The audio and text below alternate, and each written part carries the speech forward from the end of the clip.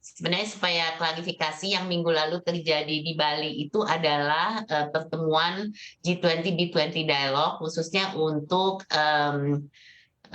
Finance and Infrastructure Task Force. Jadi ini yang kita berkaitan dengan working group yang kemarin itu ada high level ministerial meeting dari finance. Ya, jadi pada para menteri keuangan dari negara-negara G20 berkumpul dengan lembaga keuangan internasional juga di Bali, dan itu bersamaan dengan itu kami mengadakan dialog. Jadi yang minggu lalu di Bali itu adalah yang kaitan dengan finance dan infrastructure. Jadi kalau kita lihat di Bali ini yang berkaitan dengan finance dan infrastructure kemarin itu memang berkaitan juga dengan apa yang kita sebutkan poin-poin policy recommendation yang harus disampaikan kepada G20.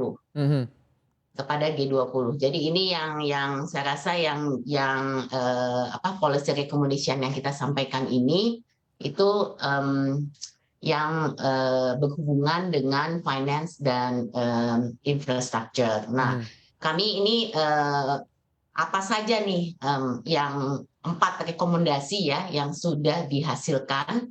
Pertama adalah memfasilitasi akses terhadap sumber pembiayaan yang terjangkau, dan kemudian yang kedua mendorong kolaborasi antar negara untuk mempercepat transaksi yang adil menuju dunia bebas emisi.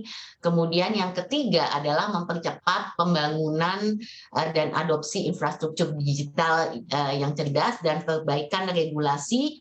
Terakhir, perbaikan untuk regulasi jasa keuangan global untuk mencapai keseimbangan yang lebih baik antara pertumbuhan dan stabilitas. Nah, dalam dialog tersebut saya juga menekankan di mana ada ketimpangan antara negara maju dan berkembang dalam memulihkan akibat krisis pandemi ini tak bisa dilepaskan dari persoalan keuangan dan infrastruktur. Betul. Yang ada di masing-masing negara tersebut. Jadi ini yang saya rasa pembahasan secara rinci, dan kami proses daripada dialog itu G20 B20 adalah bagian dari advokasi yang dilakukan setelah B20 sudah mencapai pencapaian dari segi policy recommendation. Jadi memang topik-topik yang dibahas itu seperti itu. Nah, juga kami juga melihat bahwa pentingnya ada kolaborasi ya yang dilakukan dengan pelaku usaha dalam proses ini antara pemerintah dan pelaku usaha.